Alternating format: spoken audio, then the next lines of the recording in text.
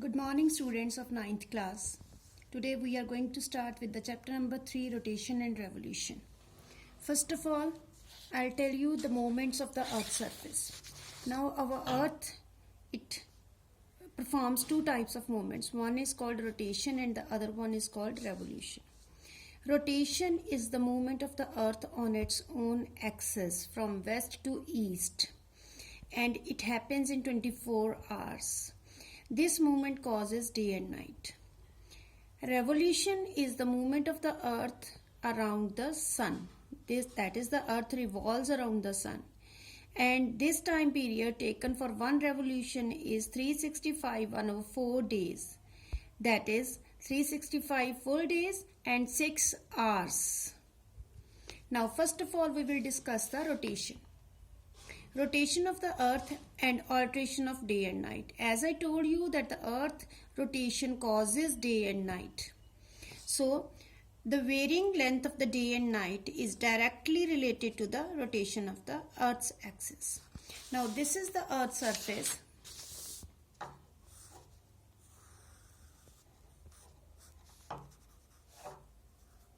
Sun is on this side of the earth's surface, and half of the earth receives the light of the sun and it has day.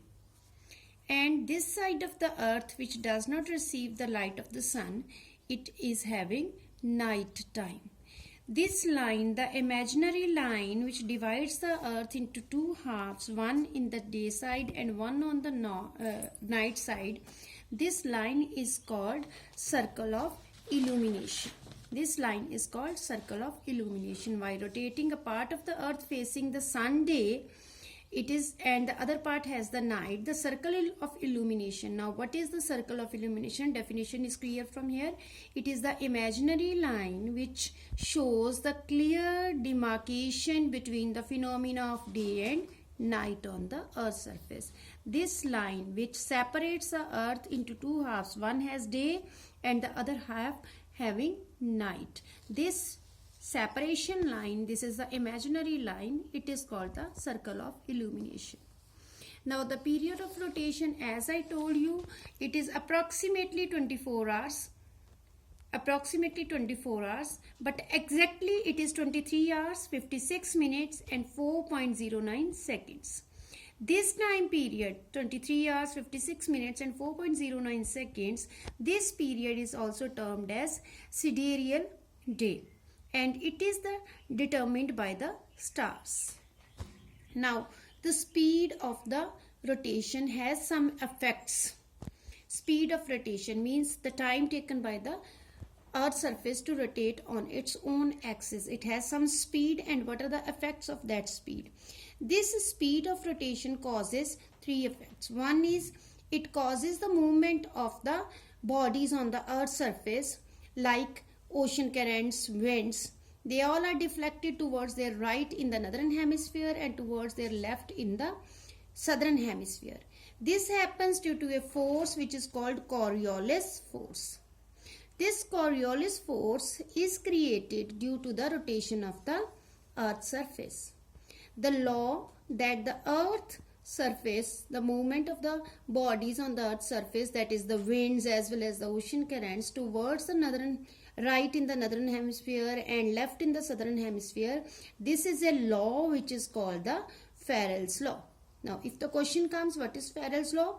It is the law according to which the moving bodies on the Earth's surface like ocean currents and winds move towards their right in the northern hemisphere and left in the southern hemisphere.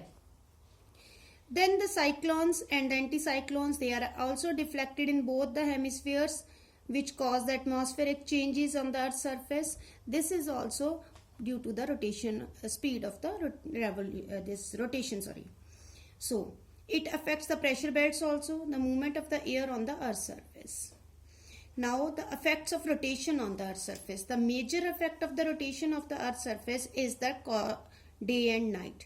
The days and the nights occur due to the rotation. The part of the earth which is towards the sun, it causes day, and the part of the earth which is away from the sun, which does not receive any sunlight, there is a night time on that part. Now, the effect of rotation is variation in the temperature. The temperature variation on the Earth's surface is due to the rotation of the Earth's surface. The apparent movement of the celestial bodies like stars and sun, they appear to move in the sky, but actually they are stationary. They appear to move because of the rotation of the Earth's surface. So these are some effects of the rotation of the Earth's surface.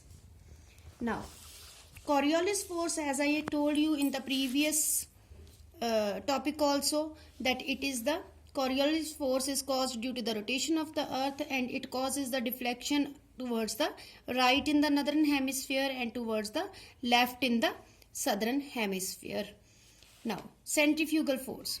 The centrifugal force is the force directed away from the axis of rotation, and as the Earth rotates about its own axis, it experiences the centrifugal force directed away from its own axis, just like the spinning of the top, which causes the bulge at the equator. The Earth's surface is bulged at the equator because of the centrifugal force. You must have seen the spinning, this top.